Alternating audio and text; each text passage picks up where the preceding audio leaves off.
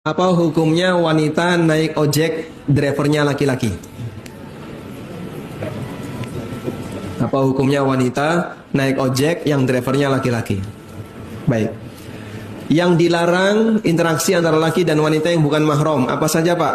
Satu, tidak boleh berkhalwat. Berkhalwat itu apa, Pak? Berduaan di tempat yang tertutup. Ya, misalnya di dalam rumah berduaan, di dalam mobil berduaan, sementara tempatnya tertutup, tidak bisa dilihat oleh orang lain. Seperti ini namanya apa? Berkhalwat. Satu ya. Yang kedua, bersentuhan fisik lawan jenis. Sudah? Seperti ini juga tidak boleh. Baik. Yang ketiga, ikhtilat. Jumlah perempuan banyak, laki-laki banyak, campur baur jadi satu kayak di pasar itu. Itu namanya ikhtilat.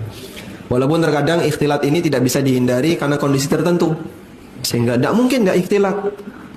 Tawaf itu tidak bisa, Pak, menghindari ikhtilat. Yang bapak-bapak depan laki-laki, depan perempuan belakang tawaf, Pak, bisa, Pak? Tidak bisa. Kenapa tidak bisa? Sebab mereka tawaf sesuai dengan rombongan masing-masing, suami istri, suami istri, suami istri.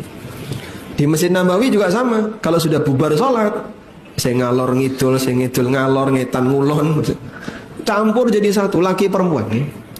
Dan ikhtilat seperti ini tidak mungkin bisa dihindari, ya? Makanya untuk ikhtilat ini lebih ringan dibandingkan yang lain. Selanjutnya,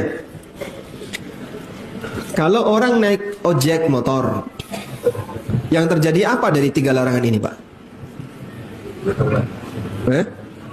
Bersentuhan.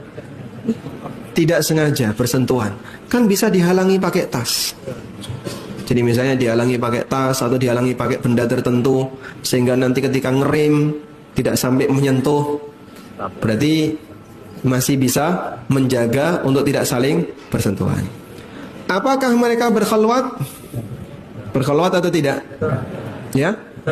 Berkhalwat enggak? Tidak. Kenapa tidak berkhalwat? Dilihat banyak orang, sehingga berangkat dari rumah sampai masjid ini yang lihat banyak. Maka tidak terhitung berkhalwat. Sudah? Berarti pelanggaran yang pertama bisa dijaga, tidak sampai bersentuhan. Pelanggaran yang kedua tidak terjadi. Baik, berarti boleh atau tidak? Tidak boleh. Boleh atau tidak? Baik. Nabi SAW pernah naik onta bersama beberapa rombongan. Lalu beliau ketemu Asma bintu Abi Bakar. Asma waktu itu sedang gendong biji, ditaruh di kepala beliau, dibawa dari kebun menuju rumah untuk dijadikan makanan kuda. Ketika Nabi SAW melihat Asma dalam situasi itu, Rasulullah SAW menderungkan ontanya dan minta Asma untuk bonceng. Tapi Asma teringat cemburunya Zubair bin Awam, sehingga Asma menolak. Akhirnya karena Asma menolak, Rasulullah SAW melanjutkan perjalanan menuju Madinah. Sampai di rumah Asma cerita, menyampaikan kalau tadi ditawari Nabi SAW bonceng. Asma dengan Nabi mahram atau bukan?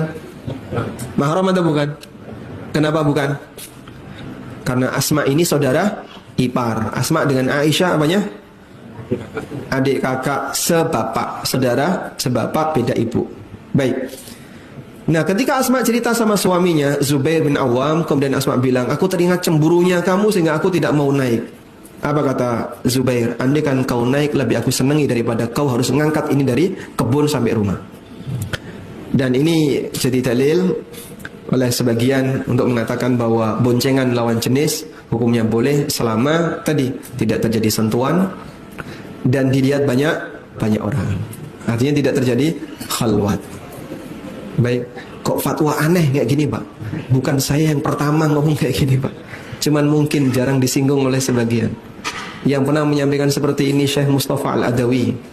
Dan ini pernah dibahas dalam forum para asatidzah di KPMI, diangkat oleh Ustadz Muhammad Yasir STDI Jember, dan sempat dibahas bersama. Ya, kalau memang tidak ada pelanggaran syar'i, kembali kepada hukum asal, boleh. Wallahu alam. Aneh nggak rasanya, Pak? Aneh. Baru tahu. Bukan berarti merekomendasikan ya, tapi menjelaskan status hukum. Kalau seperti ini masih diizinkan. Menjelaskan status hukum, bukan merekomendasikan. Baik, sekarang misalnya ada ibu-ibu berangkat dari rumah ke kajian, naik Grab mobil. Nah, cuman berdua, driver dan seorang ibu. Tertutup kacanya, boleh? Tidak boleh. Solusinya gimana Pak? Buka jendelanya. Gak pakai AC, angin jendela Pak. Karena kalau Anda tutup jendelanya, maka khalwat. Apalagi kaca mobil di Indonesia itu agak gelap. Beda kalau yang di Arab kan tidak boleh terlalu gelap, maksimal sekian persen. Kalau di tempat kita sampai gelap gulita, nggak kelihatan luar dalam ya. Jadi seperti ini tidak boleh karena dia berkhalwat. Maka solusinya adalah buka kaca agar dia kelihatan dari luar. Wallahu a'lam. Ya? Kalau ada tambahan satu orang tidak masalah. Ya. Sehingga naik angkot itu boleh. Kan banyak